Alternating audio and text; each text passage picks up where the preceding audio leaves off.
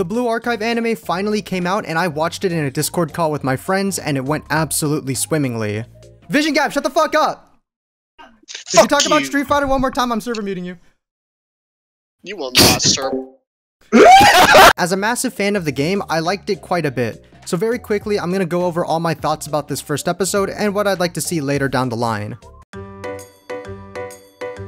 Now, let's get the biggest gripe out of the way before anything. I don't know what happened, but the subs are fucking garbage. Actual AI-generated subtitles completely inexcusable. Even as someone with less than an elementary level of understanding of the Japanese language, the plain text for the most part felt incredibly stiff and had glaring errors in the English translation itself. It's laughably dog shit. It absolutely sucks and there's zero excuse for such a poor translation job. And while at the very least I can personally get more out of the subs based on vibes alone having read the story and such, that doesn't make it okay. As for everything else, I thought it was good.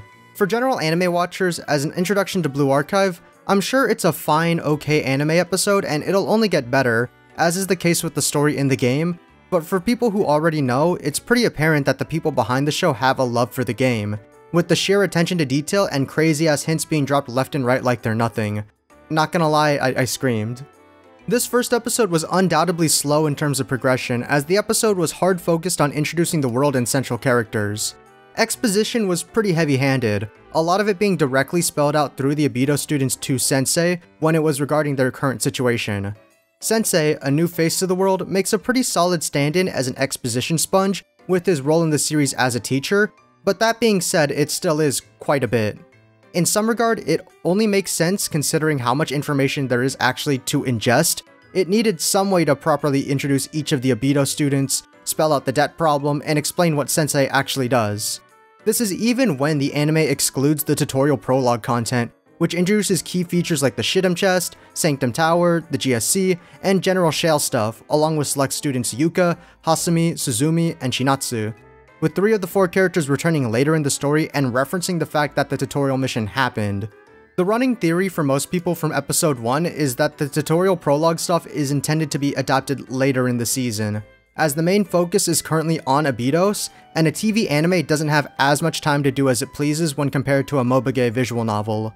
And it's a theory that holds weight considering the OP and other official sources showing that the tutorial content exists. Once that's all said and done, I think the pacing in terms of what the show's adapting will begin to pick up more, enough to get to the real good parts of the volume.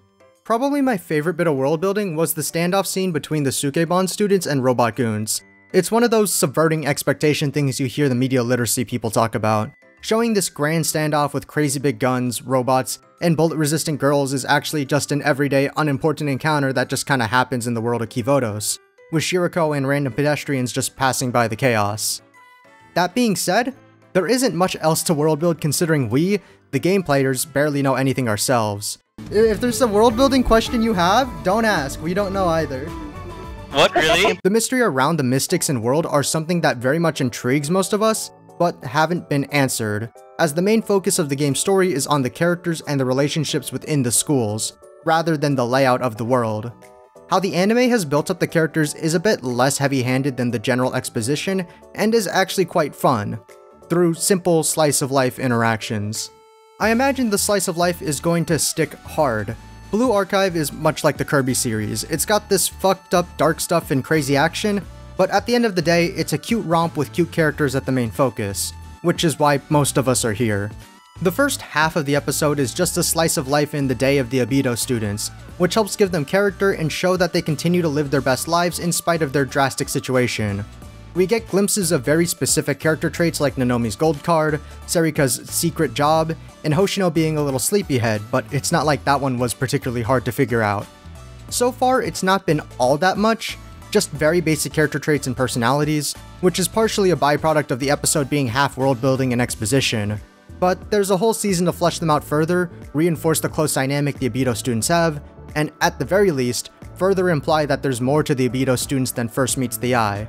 Speaking of such implications, in their dialogue they also just name drop the Eden Treaty and show the Tea Party, something that I'm pretty sure didn't happen in the source. It's been a while since I read Volume 1, as you can tell. It's one of those adaptation things where, since they now have years of material to work with, and are probably in this for the long haul, they decide to go absolutely ham when it comes to dropping little fragments of future content to get people who have already seen those parts excited, and the people who haven't both intrigued and confused. My best comparison is just the Kizu preview in the beginning of Bakemonogatari, since the Kizu novel had already been out by the time Shaft started to adapt Monogatari, so they got to add that in. Mentioning and showing these things is actually pretty neat, as it more directly spells out that these were things that were well in motion before Sensei arrived in Kivodos, and it also shows that the show is for the fans. I can actually imagine them doing this for the other volumes, like offhandedly mentioning the shutdown of SRT, or somehow hinting at the city of Eridu being a thing, but I also think it would be funny if they mentioned Volume 2 in the least subtle way possible, with Yuka after the tutorial mission going, "I'm sorry Sensei, it was nice meeting you, but I have to leave now. These little gamer shitheads aren't doing anything with their club and I need to yell at them and threaten to shut them down," and then running away. It's just an idea though, just an idea. And anyways, Sensei. If anything is fan service, it's him. You see it? I really did this. I'm really him. A lot of my suspicions regarding the adaptation were hinging on whether or not Sensei was going to exist at all, and how much of a role he was going to play, since it could be really easy to fuck up. Those suspicions instantly relieved when he was revealed on stream. Designed by Doremi and voiced by someone who's actively locked into the game, what we've got so far is pretty solid. He's me, even. A design with a face, and he plays an active role in the story. He's silly but has conviction and is a competent leader, which is basically all I really need from him. Much like in the game, it allows him to both fulfill his role as an adult with full seriousness, while still being flexible enough personality-wise to bounce off whatever the students are doing or saying, because depending on the student, well, he acts very different, as you know.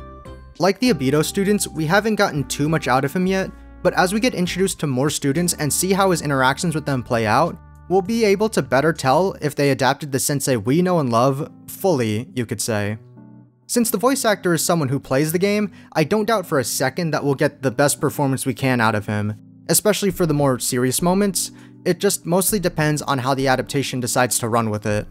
But of course, the biggest event of the episode was not the episode, but the ending, which is the opening.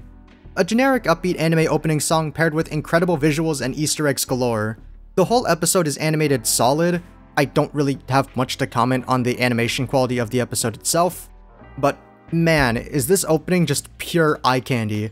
I spent 20 minutes rambling about everything they crammed into the OP on my second channel, but the details in every cut are enough to make me go crazy, and it already has. Everything about it is so perfect. I'm going off script right now. The presence of Black Suit alone is enough to make a man go wild. That's the GOAT right there, and he's in the OP twice. I'm so fucking happy about that, man.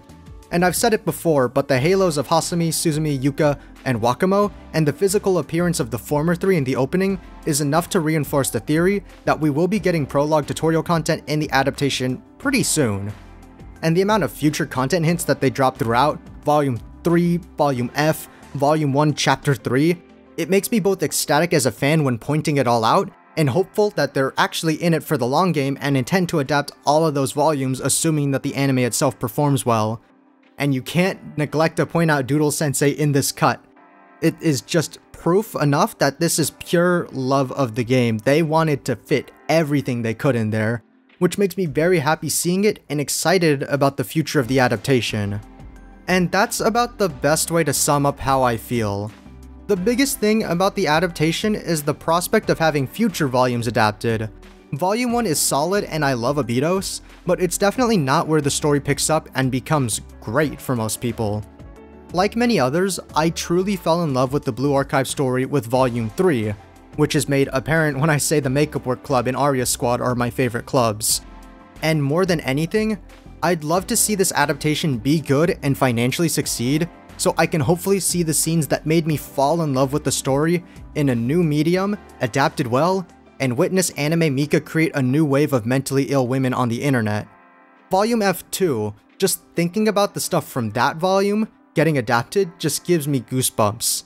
I like Volume 2 as well, I think more than most people since I absolutely adore the GDD, so even getting to that point in the adaptation would be pretty fucking cool. So here's hoping. As for the short-term prospects and impressions, I like it.